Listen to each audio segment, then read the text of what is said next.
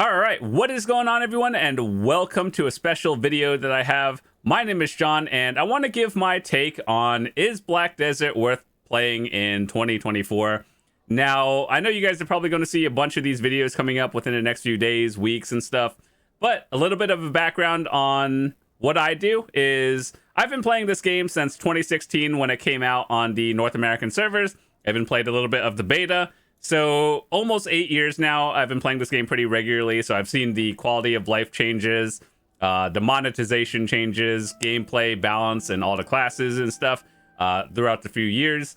And I wanted to share that with you from a beginner or outsider perspective, as well as veteran players perspective. And I've definitely played a lot of MMOs throughout the years in my life. But in terms of Black Desert, I want to make sure to mention some things from a person who's never played the game, or you're just checking it out within the next week or so. So first of all, the cost to play this game, as we all know, probably one of the most important questions, because MMOs could be very expensive or as free as you want it to be. And so usually I think the game is around like $10, whether you buy it on Steam or the like official site. I'm not sure how much it is on consoles, but I assume it's similar. And if you're thinking about picking it up throughout the Steam sale or the winter sale right now, I'm pretty sure it's like 90% off, so like $1 or $2. Very cheap to get into. And I wanted to talk about the monetization of the game as well. So like the monthly sub, what are some things you should get, and is this game pay to win? We'll be talking about all of that in this video as well. So I guess the first thing we'll talk about in this game is the monetization. So aside from buying the game for like $1 to $10, every MMO has like your monthly sub to $15 membership thingy that everyone knows about. So in this game, what they have is a thing called the value pack. Now, this is essentially the 30-day like subscription. It's optional. You don't have to get it at all, but it does give a bunch of benefits that you guys can see on screen right now. And it's, in my opinion, the equivalent of this sub. So you get more inventory slots, storage, a bonus to like XP when you do whatever you do in this game, and weight limit. And of course, the most important thing would be market tax. All of these are similar to a lot of other MMOs. Like if you've heard of those, it's probably very similar. And I think it's very important to check out. So overall, is it worth getting? Yes. Is it mandatory? No. I've made some videos in the past on people who play this game on a budget, how you guys can get by and still be competitive as well. If I remember, I'll leave a link in the description so you guys can check that out as well. So there are a bunch of things in this game. Is it pay to win? Technically, yes, but do most people pay to win in this game? No. So the way people would pay to win in this game is, I think it's more like of a convenience type thing, where if you have this, it'll save a few hours, not like you're spending $30,000 on this game. I guarantee you 99% of people are not doing that. Actually, even higher than 99%. So most people aren't. And so overall, it's more of a convenience thing. And if you've seen videos from like, I don't know, 2016, 2017, yes, it was. And they kind of toned it down over the years.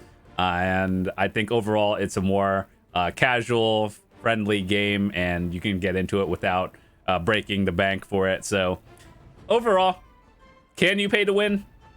Technically. Is it going to help you at very high end? Probably not, because there's a lot of RNG involved in this game as well, and most people just don't do that. So we'll talk about the cash shop more in detail later, or I also have some videos if you want to check out more specific in-depth things about it. But next thing I wanted to talk about is DLC and expansions. So as you guys know, in traditional MMOs, yearly they come out with a new story, region, class, and in this game it works very similarly in terms of a new region coming out, and it's free. So it just comes in with a huge update, and you're probably wondering, okay, so if it's free, how do they make money off of it? So as you guys know, usually once a year or something, they come out with a new class. And this game is actually known for having probably the most classes in this game. I think right now it's probably around, well, some of these are duplicates, but you could have up to like 32 characters. And that's actually a lot in most games. And usually people think a game could be either good or very bad with balance in games with a lot of classes. So in this game, the balance of things is kind of wonk, as in it's kind of slow in terms of balance changes for both PvP, PvE, and everything. So they do happen. It's just not like every patch is not an update, if you know what I mean. So when it comes to the DLCs and expansions, every time they come out with a new region, it looks like this. Now, if you're looking at this for the first time, you're probably very confused and you're like, what is all that? So let me just try to show you this in a easier to look at thing. So this is the overall map, but just to make it easier to look at, I know this is still a lot, but the way it works is if you see these territories, basically that is a new region. And when the game first came out, there were maybe like 4 regions in this game. And then every time they come out with something, it's like a new one. So like this area came out first and the second, third. So the latest ones would be Ulakita and the Land of the Morning Light, which are, you probably have heard of it because they did a lot of advertising for those 2 regions within the past 6 months or something. And yeah, so that's how the yearly structure goes. A new region, a new class comes out. And of course, the way they make money is by selling like outfits, costumes, and everything. Similar to other games, various microtransactions, weight limit, people who like to re-roll. That's a big thing. So yeah, the expansion and story itself is free. Where the monetization comes in is when people want to re-roll their class and, you know, level everything up and get the convenience boosts for everything. So overall, I think it is actually pretty friendly. I have gone many seasons without spending much at all, and making the characters itself is free. It's just if you want to buy like the outfits and weight limit inventory as well, that's where the money comes in. But can you play everything with $0 spent? Absolutely. Now, another thing that I want to talk about is pretty important. Whether you're a solo player or a group player, they have a little bit of both in this game, but I would say probably about 80% of this game is solo. Because usually when you think of traditional MMOs, you think, okay, so I want to get to the max level.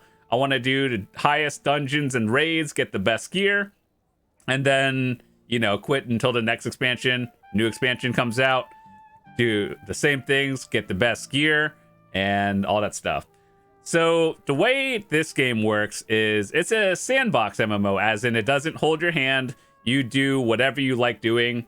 And in terms of like gear progression, it's not really linear, because let's say you enjoy grinding mobs and enemies in circles for like hours a day. You can do that.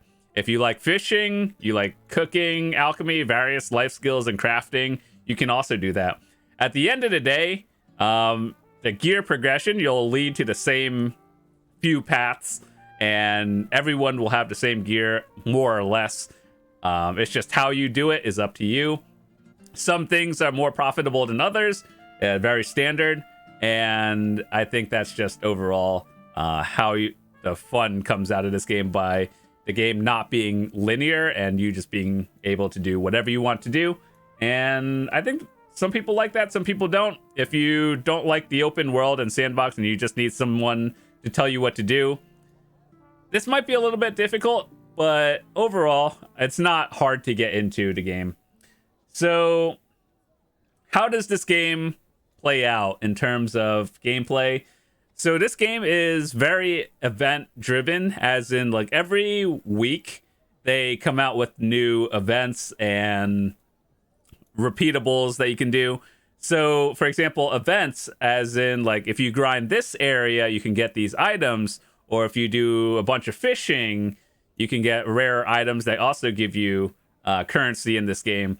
So, the market in this game is very event driven, as in, let's say you are trying to upgrade gear, and there's none of these on the market before, but when the event starts, suddenly there's a lot because everyone's doing the event. So I think knowing market is pretty important, as well as actually doing the things you enjoy as well. So talking about this from a person who's played a lot of other MMOs, it seems kind of similar, as in every MMO has events in this game. This one is similar, but a little bit more detailed because there's just a bunch of things to do in this game. So the things we're talking about, solo versus group. Technically, you can do both. There's dungeons, and there's a lot of weeklies, dailies. I would say most people are going to be playing solo, grinding, or life skilling crafting by themselves. And there's a few things you can do at endgame, like that are group, as in like PvP, group grinding for PvE in various spots, and just a lot of other fun stuff. And in terms of events and things to do, it's really just what kind of events are happening. Otherwise, gear progression is a huge thing. And in this game, I wanted to talk about something that a lot of people, I think, would find important. So in traditional MMOs, you do dungeons and like raids to get the best gear, right? In this game, you kind of work for the gear you have, and the way it works is like you get gear, right? And then you upgrade it from 0 to 15.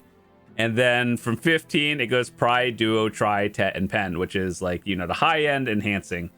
And the way this works is you get materials. Like if you want to upgrade your ring to like +1 or Pry, you would get 2 of the same rings, and there's an enhancement chance, and it either goes or doesn't. Obviously, we'll talk about that. That's a whole nother story of how to enhance, but that's how you upgrade your gear in a nutshell. Or you could just buy it off the market. In general, there's this market board in this game. This game is not a free market like other games are, where you can list the minimum or maximum by player choice. The way they have it in this game, for example, is let's say you're trying to buy a weapon for, it doesn't really matter which one, we're just looking at one for a demonstration. And if you're buying one, it gives you a minimum and maximum, and that minimum and maximum goes up or down based on the player want and need. So you can see trends over the past few months of like how much was this worth 2 months ago versus now, and how many sales, the current price, last sale, and everything. So it is very detailed, but it is, you know, event driven, as we talked about. So back in the day, it used to be very difficult to get gear because you would have to get all of this yourself. Nowadays, in 2023, you can buy all your gear and do, or just like 0 enhancing, 0 RNG. All you have to do is get the silver and buy it, which I think is a very good thing. So that is one positive of many in this game that they've made over the years. Before, you'd have to make it yourself, which is very RNG, stressful and everything. Now you just grind and get it yourself if you wanted to, or you can still make it. Someone has to do it if you're buying. So yeah, we talked about a little bit of the monetization in this game in terms of like the payment models, how it works. And when people think of Black Desert, they really think pay to win. And I understand that because I've been playing this game for years. And back in the day, it used to be very like they're hard pushing for monetization and sales. Now what they do in terms of the cash shop, I'll just show you what it looks like right now. So basically like events and weeklies, they have a thing called loyalties, right? This thing is in-game currency, and basically you get 200 points or loyalties every day, and then there's a lot of stuff you can buy. So that actually is very good. And the way this works in terms of Monetization is, this is what you buy. You spend real money to buy pearls. Then you could buy various pearl boxes. Basically, it's, 1,000 to $10 equivalent, roughly.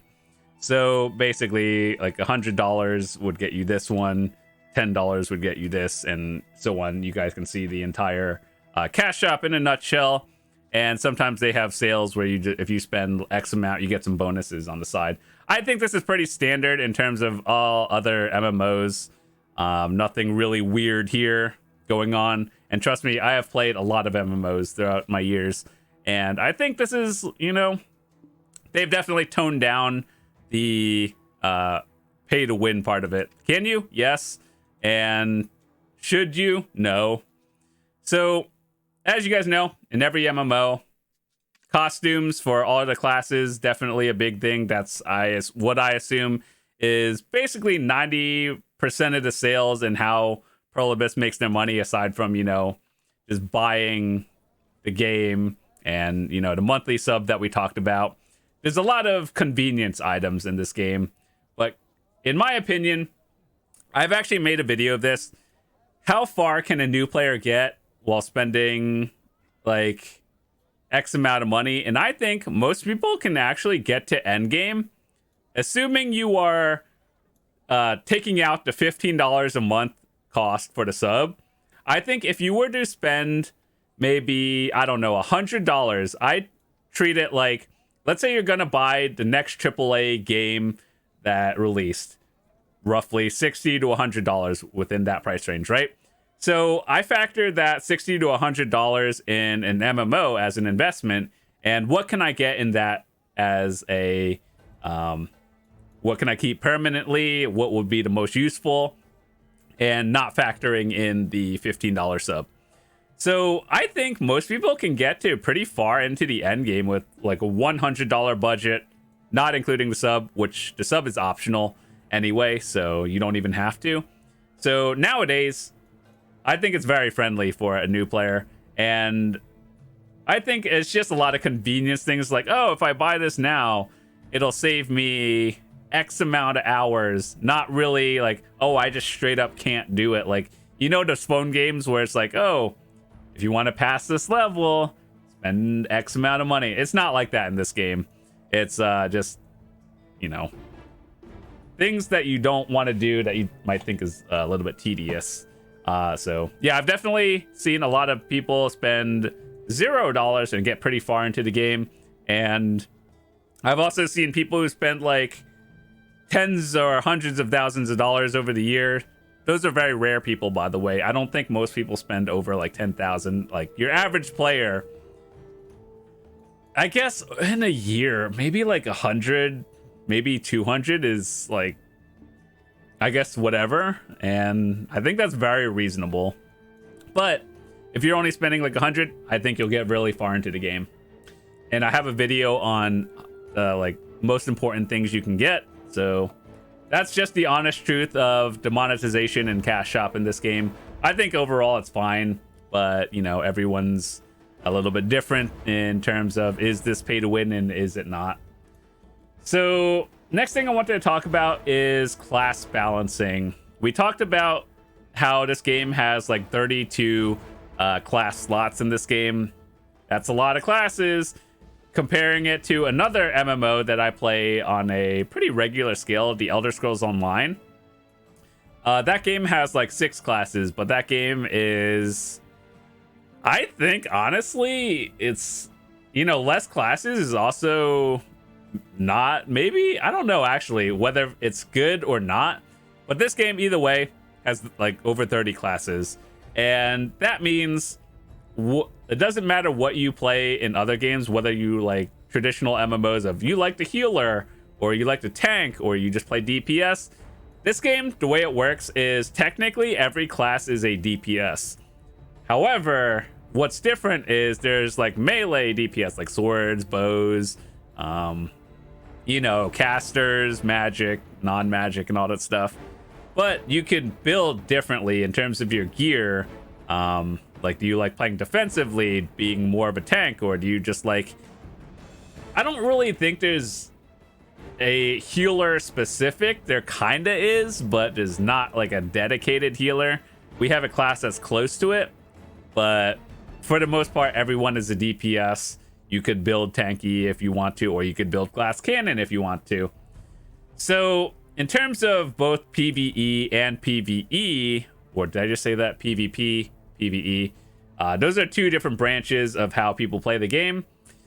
I think, like every other game, there's always going to be a meta class and classes that I think Pearl Abyss probably forgot about and are at the bottom. So at the end of the day, I think you should just play what you enjoy. Like, it's not like you can only play one class in this game. You can technically have all the classes and you just play what you want. There's a lot of things that they do to make it easier for players in terms of should I play this class? How do I play it? So in this game, there's a menu, like there's like battle arenas, or they have this option called trial characters. And when you create a class, it gives you a trial, as in they give you some, set gear, and you could try it against every single class.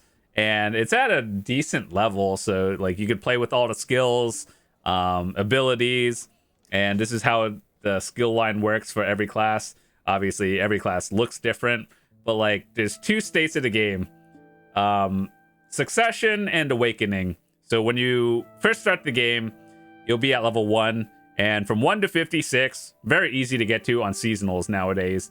You basically play through the basic skill line. And if you want to awaken, I've also played this game called Maple Story back in the day. So like every X amount of levels, you can do a job advancement. And basically that's awakening in this game. And then Succession is, let's say, if you wanted to play Awakening, you get a whole bunch of new skills as well. And you also get to use your base skills from 1 to 56. So if you want to play Awakening, you get 2 different skill lines. If you like playing Succession, which means you like playing with your base skills only, you could do that, and they're stronger than, the original. They just get buffed even further to the point where it could be competitive with Awakening.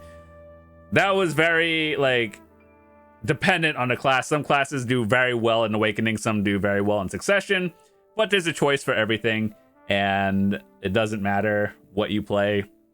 Just play the thing you like. That goes for basically the advice I'd give anyone for basically any game in general. So yeah, overall, in terms of class balance, there's a lot of things to know, and it always scared me because when I see a game with like 30 plus classes, I'm like, okay, so are the developers actively balancing PvP? And yes and no. Sometimes I wonder if they know what they're doing. But in terms of PvE, I think that if all classes are within like a 10% balance of each other, like obviously there's going to be some classes that are just straight up built different and better than the others. As long as most classes are within like a 10% range of effectiveness, I think overall that's what the best anyone can hope for, because if all classes were the same, I guess it doesn't really matter. So as long as nothing is too OP versus the bottom, if they're all within range, I guess it's just playstyle difference and or gear difference. But PvP is definitely a tricky one. This isn't even Black Desert exclusive. I've seen a lot of other games where we all know the meta classes, we all know the garbage classes, and it's very hard to get them right. So yeah, that's the hard truth of it. It's not any different from other MMOs. It's just very similar. So the next thing I wanted to talk about is how gearing works. And we talked about how you can just buy everything. And earlier we said that you can do a lot of different things to get your gear. So the way you get it is different in terms of, first of all, you probably have heard of Black Desert being a very grindy game. And I actually reached over 1,000 in-game hours. Holy, 24,000 hours played of this game. These are active hours before. I usually don't leave my game on overnight, by the way. So when you heard of this game, you probably heard that Black Desert is grindy. And what people mean by that is there's a lot of different monster zones in this game. And like these are different spots where different loot drops and everything.